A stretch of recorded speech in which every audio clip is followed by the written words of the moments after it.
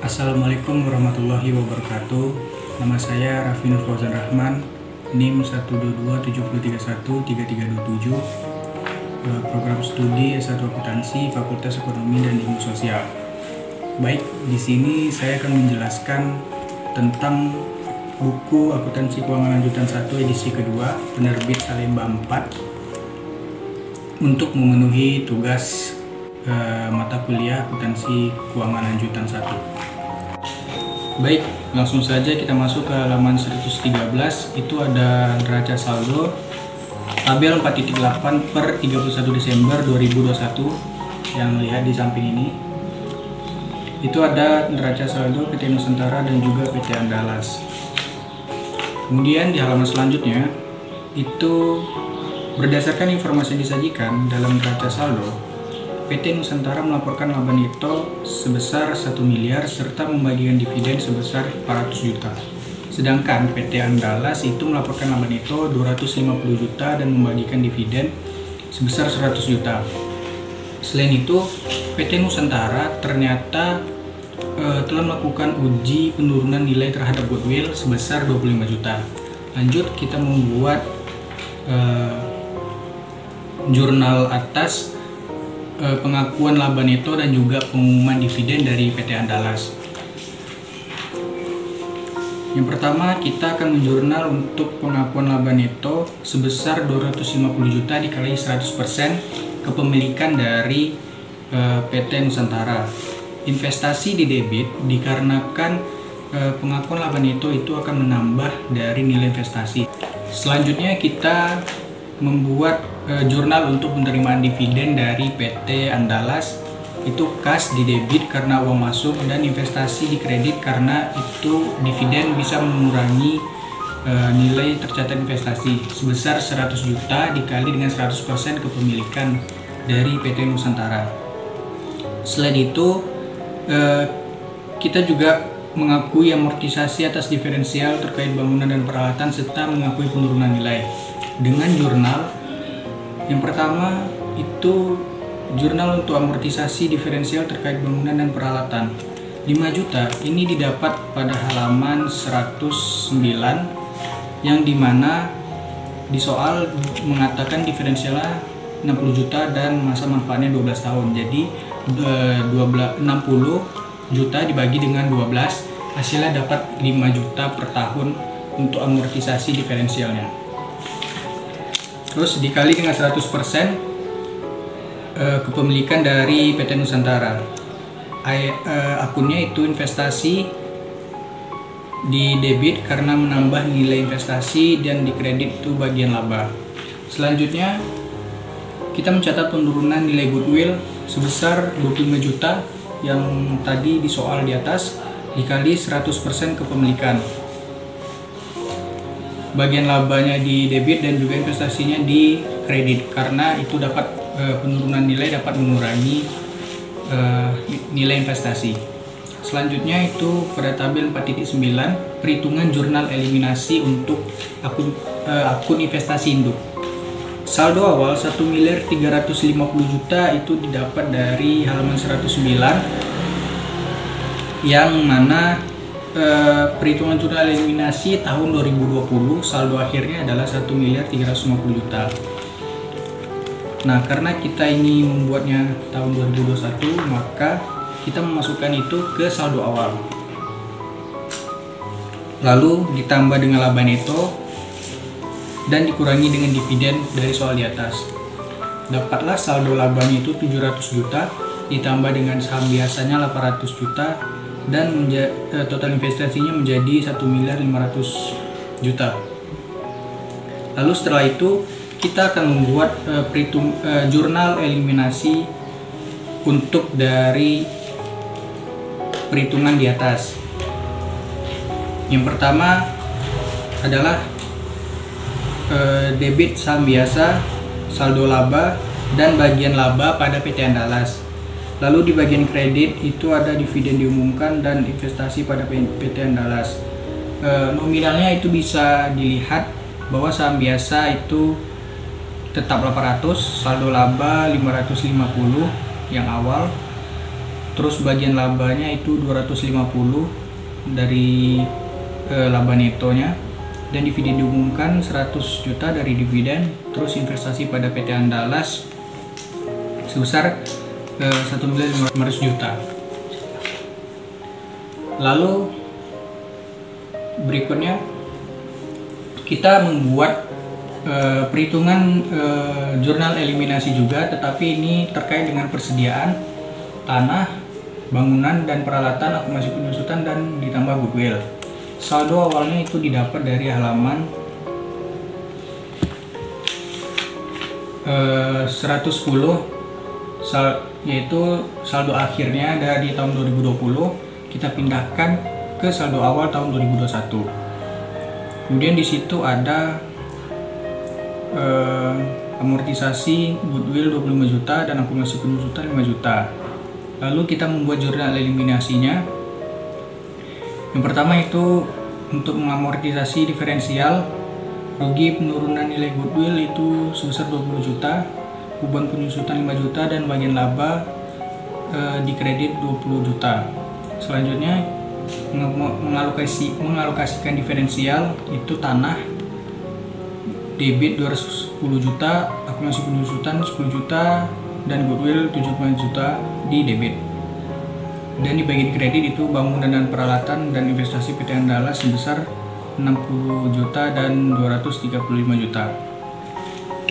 Setelah membuat jurnal eliminasi, lalu kita memindahkannya pada kertas kerja konsolidasian PT Nusantara dan entitas anak pada periode 31 Desember 2021. Bisa dilihat di sini. Pada kolom neraca saldo itu dapatnya dari tabel 4.8 yang kita pindahkan.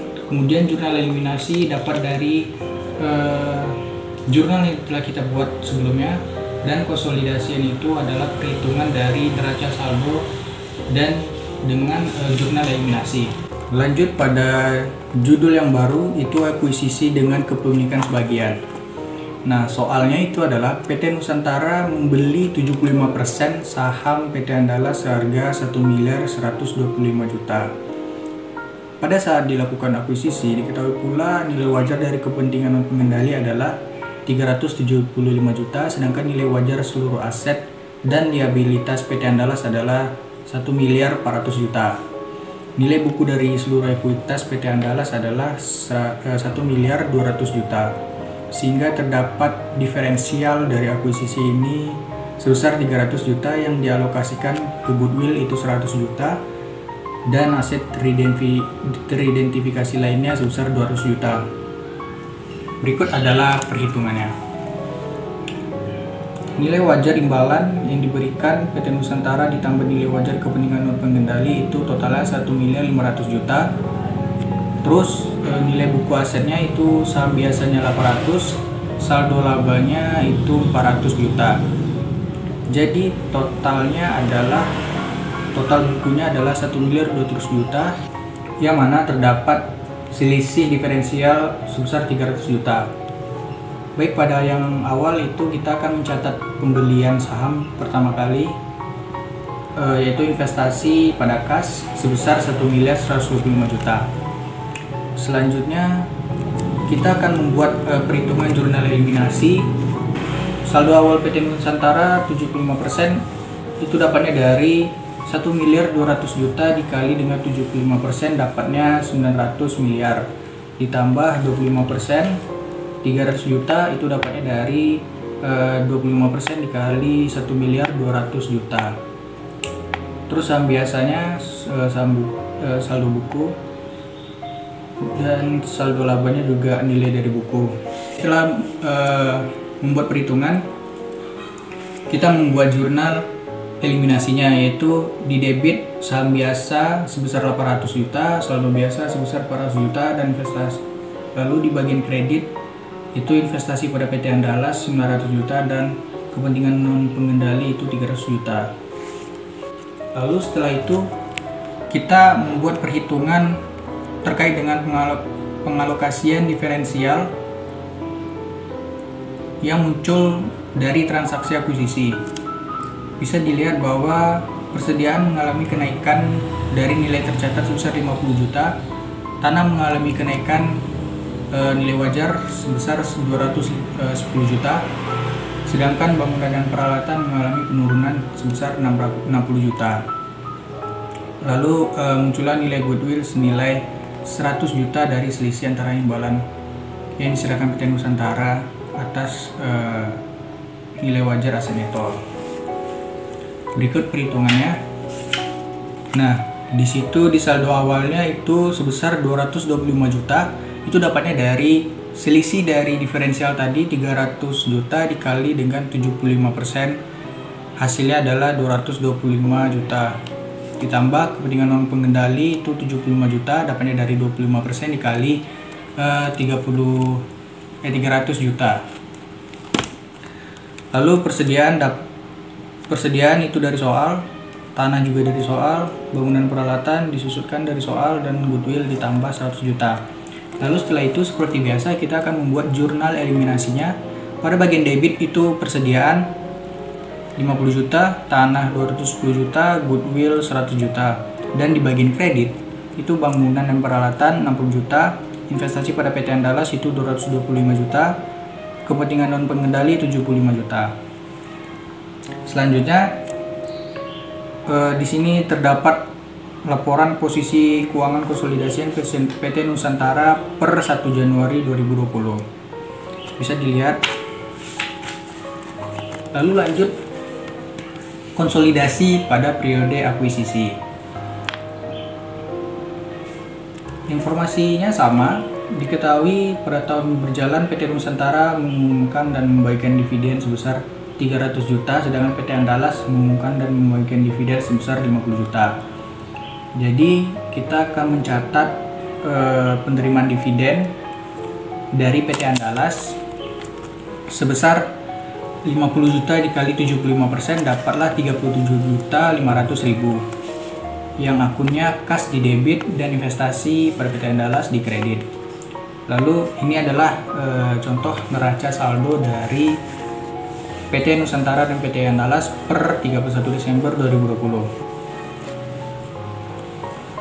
Selama tahun berjalan, PT Andalas melaporkan perolehan laba neto sebesar 200 juta. Setelah dikurangi dengan seluruh beban yang dilaporkan. Lalu kita akan membuat jurnal pengakuan laba dari PT Andalas sebesar 200 juta dikali dengan 75% kepemilikan, dapatlah 150 juta. Dengan akun debit investasi pada PT Andalas karena dia menambah nilai investasi, dan di bagian kredit itu bagian laba atas PT Andalas. Selain itu, kita akan membuat jurnal penghapusan diferensial yang terjadi selama periode berjalan. Yaitu yang pertama itu menyesuaikan diferensial terkait persediaan yang terjual sebesar 50 juta dikali 75%, dapatlah 37.500.000. Akunnya itu bagian laba di debit dan kreditnya investasi pada PT Andalas. Setelah itu kita membuat jurnal untuk menyesuaikan diferensial terkait bangunan dan peralatan 5 juta dikali 75% kepemilikan, yaitu 3.750.000. Akunnya investasi di debit dan di kreditnya itu bagian laba. Lalu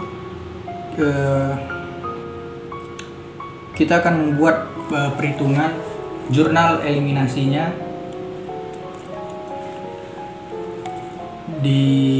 pada tabel 4.13. Saldo awal PT Nusantara itu dapatnya dari halaman 117, saldo awal dari perhitungan jurnal eliminasi 300 juta juga, 800 juta juga, dan saldo laba juga.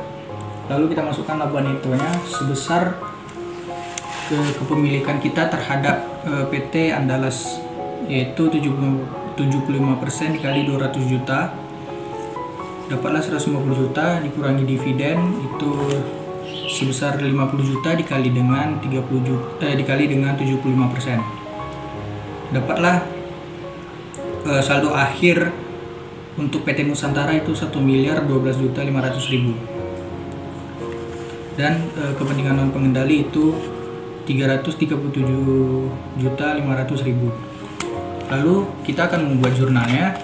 Di bagian debit itu saham biasa sebesar 800 juta, saldo laba 400 juta, bagian laba atas PT Andalas 150 juta, bagian laba kepentingan non pengendali itu 50 juta. Lalu bagian kredit, dividen diumumkan 50 juta, investasi pada PT Andalas itu 1.012.500.000, kepentingan non pengendali 337.500.000. Lalu yang berikutnya kita membuat perhitungan eliminasi untuk mencatat amortisasi dan pengalokasian sisa diferensial. Saldo awalnya dapat pada halaman 118, di mana PT Nusantara 75% itu 225 juta, kepentingan pengendali 75 juta, dan amortisasinya itu 33.750, dapatnya dari 50 juta dikali dengan 75%. Di sebelahnya itu ada kepentingan non pengendali 25% dikali dengan 50 juta, dapatlah amortisasinya sebesar 11.250.000, dan persediaannya itu kita hilangkan sebesar 50 juta dan akumulasi penyusutan 5 juta. Setelah perhitungan, kita akan membuat jurnal eliminasi untuk mengalokasikan diferensial tersebut. Yang di sisi debit itu beban pokok penjualan 50 juta, dan di sisi kredit beban penyusutan sebesar 5 juta, bagian laba atas PT Andalas itu 33.750.000, bagian laba kepentingan non pengendali itu 11.250.000. Selanjutnya kita akan membuat jurnal eliminasi untuk mengalokasikan sisa diferensial ke akun tanah, bangunan dan peralatan, dan goodwill. Jurnalnya itu adalah di sesi debit tanah sebesar 210 juta, akumulasi penyusutan sebesar 5 juta, goodwill sebesar 100 juta. Sedangkan di sisi kredit itu bangunan dan peralatan 60 juta, investasi pada PT Andalas itu sebesar 191.250.000, kepentingan non pengendali itu 63.750.000. Setelah itu barulah kita membuat kertas kerja konsolidasian PT Nusantara. Pada kolom neraca itu kita pindahkan dari tabel 4.12, dan jurnal eliminasi itu didapat dari penjurnalan yang telah kita buat sebelumnya. Sedangkan pada kolom konsolidasian itu adalah perhitungan dari neraca saldo dengan jurnal eliminasi. Lalu berdasarkan kertas kerja konsolidasian tersebut, kita mendapatkan laba neto konsolidasian tahun 2020 itu sebesar 755 juta. Sedangkan bagian induk atas laba neto kita itu totalnya adalah 716.250.000. Lalu kita juga dapat saldo laba akhir konsolidasian per tanggal 31 Desember 2020 sebesar 1.916.250.000. Lalu kita juga dapat laporan posisi keuangannya PT Nusantara dan entitas anak sebesar 8.817.500.000. Baiklah, sekian penjelasan dari saya terkait buku akuntansi keuangan lanjutan 1, tepatnya pada halaman 113 dan juga 124. saya mengucapkan mohon maaf apabila ada kesalahan kata dan ketidakjelasan pada saat saya menyampaikan dan membacakan materi. Billahi taufiq wal hidayah. Wassalamualaikum warahmatullahi wabarakatuh.